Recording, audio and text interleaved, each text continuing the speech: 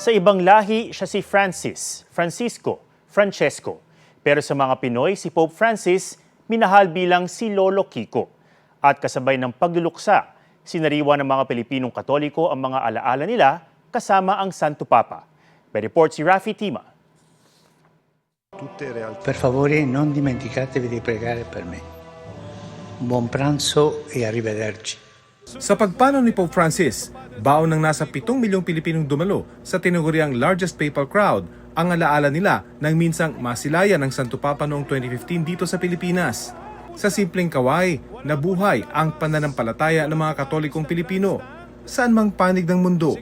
Noong 2019, grade 2 pa si Simone Gabriel Kaalaman nang makakwentuhan ng iniidolong Santo Papa. It was a surreal experience. It was like meeting your hero, and for me, si Pope yung hero ko. Ibinigay pa ni Pope ang kanyang mismong papal cap. I was looking him in the eyes, and he was looking at me. Tinouch niya yung ulo ko, and then tinanggal niya yung cap niya, and then nilagay niya sa ulo ko. Nitong Easter Sunday, nasa St. Peter's Square siya at kanyang ina. Huling sulyap na rin pala ito ni Simone sa huling dungaw ni Pope Francis. He's the worker of hope. No, he's been a beacon for the poor, for the sick, for yung mga tao na the world would refuse. He didn't refuse them. That's yung way that I remember him. Si Patrick De Leon, baon din ang alaala ng Santo Papa nang masilayan niya ito sa World Youth Day Lisboa 2023 sa Portugal.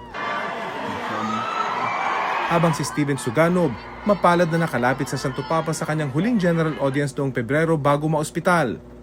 Kung tutuusin, ilang beses niya na raw nakita si Pope.